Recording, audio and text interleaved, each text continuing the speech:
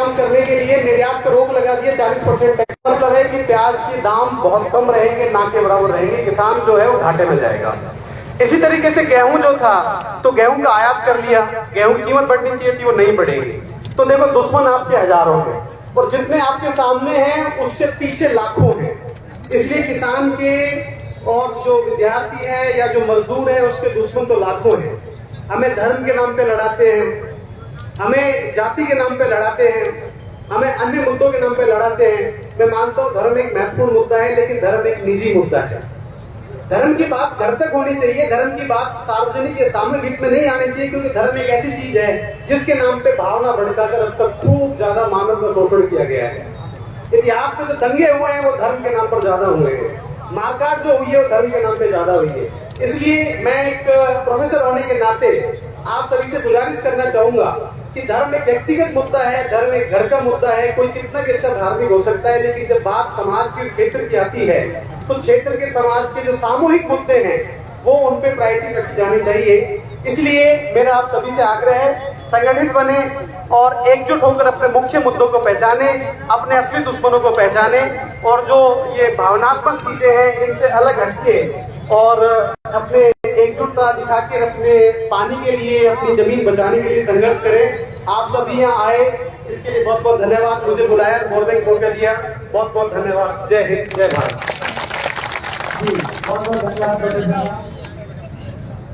इसी कड़ी में मैं आमंत्रित करता हूँ ओम प्रकाश दरिया जी को कि वो आए और अपने विचार रखें। ओम प्रकाश दरिया जी। साथियों, एक विशेष अनाउंसमेंट आप लोगों के लिए कर रहे हैं। हमारे बीच में किसान नेता गुरनाम सिंह जी चड़ूनी बस 5 ही मिनट में पधार रहे हैं और तब तक हम ओम प्रकाश जी दरिया जी को सुनेंगे और हमारे जो लीडरशिप है, जो हमारे वक्तागण है वो पधारते जा रहे हैं और थोड़ी ही देर में हमारे तमाम जो महंगे मेहमान है वो पधार चुके होंगे।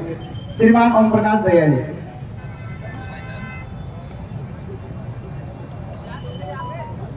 साथियों,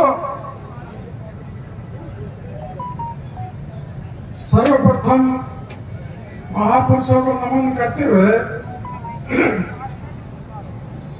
इस किसान महापंचायत के अंदर मंचासीन सभी किसान नेता और मेरे सारे बुजुर्गों, नौजवान साथियों,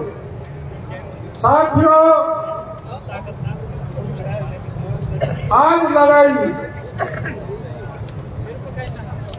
हमें लड़ा रहे हैं, हम किसान हैं और किसान का काम है खेती करना और अन्न पैदा करना और अन्न पैदा करके जीवन दान देना, ये हमारा काम है।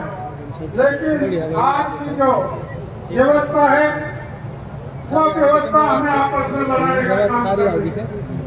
हम इस देश के मूल निवासी हैं, हम चाहे अलग अलग धर्मों में बटे हुए हैं, लेकिन हम इस देश के मूल निवासी हैं और मूल निवासियों को बनाने का काम ये जो व्यवस्था है ये व्यवस्था कर रही है। तो साथियों, मेरा सबसे ये आग्रह है कि अपने भाईचारे को कायम रखें, मंदिर मस्जिद के झगड़े में ना पड़े, तो हम सब एक हैं और इस भारत की हम संतान हैं। इसी के साथ जय भारत, जय हिंदुस्तान। भाई, अभी प्रशासन की कंप्लेंट आई है कि हमारे किसान साथी जो आ रहे हैं एक्सप्रेस वे के टूल बैरियर को बार बार तोड़ करके या उसको टकरा करके इस तरह से आ रहे हैं। आप लोगों को फ्री कराना है, वैसे ही कहिए कि हम किसान आंदोलन में जा रहे हैं, उसको फ्री करवाइए। और मैं सादात भाई, व्याकर जी प्रधान, इनसे गुजारिश करूंगा कि 2 आदमी वहां पर जिम्मेदार एक्सप्रेस वे टूल बूथ पर भेज दें, वहां पर जाकर के अपने साथियों को ठीक आ जाओ, आपको बैरियरों से छेड़खानी नहीं करें प्लीज।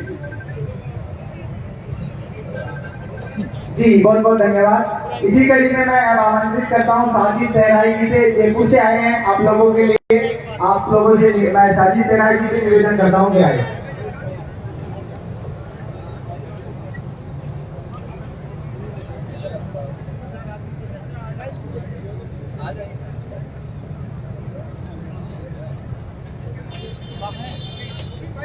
अल्लाह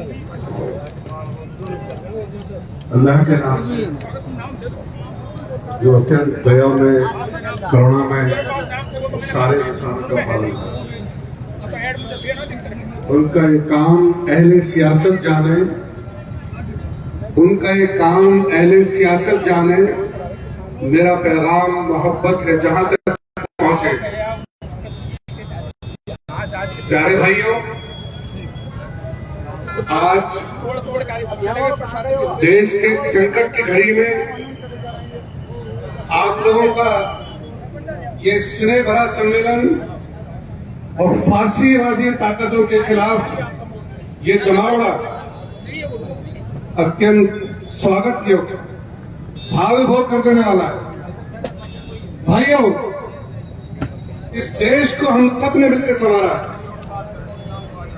हम बुलबुलें हैं इसकी, ये गुलसिता हमारा, हमने कुर्बानियां दी, लेकिन मनुवादियों ने बहुत ही शातिराना अंदाज में इस आजादी के आंदोलन को हाईजैक किया और इस देश के टुकड़े किए और देश में खून की नदियां बहाई। और फिर जैसा हमारे राजस्थान यूनिवर्सिटी के प्रोफेसर साहब फरमा रहे, अंतर्राष्ट्रीय आकाओं के इशारों पर गोरे लुटेरों के चले जाने के बाद आर्यन लुटेरों ने एक विलियन खड़ा किया। अपने वेस्टर्न इंटरेस्ट को पूरा करने के लिए इस देश को वर्ण व्यवस्था में वापस धकेलने के लिए विलियन खड़ा किया और उसका नाम मुसलमान। वो लोग जिन्होंने इस भारतीय देश में तीसरे बड़े मजहब बौद्ध धर्म को समूल इस देश से निकाल दिया, उसका इतिहास आपको यूनिवर्सिटी तक नहीं पढ़ाया जाता। उसने विदेशी धर्म का नाम लेकर के इस्लाम को विलन बनाया और इस देश के संसाधनों पर कब्जा करके इस देश को सड़क पर धकेलने की कोशिश की। इसकी साजिश, इसका इतिहास आप सब जानते हैं। गुजरात के कातिलों ने, गुजरात के रंगा बिल्ला ने देश की सत्ता पर कब्जा करने के बाद मेरठ और मुजफ्फरनगर जो 47 में पीसफुल था, वहां भाइयों को, देशवासियों को आपस में लड़ाने की कोशिश की। लेकिन धन्य हो हरियाणा के किसान भाइयों, जाट भाइयों, सिख भाइयों और सभी समुदाय के लोगों, आपने सांप्रदायिक शक्तियों की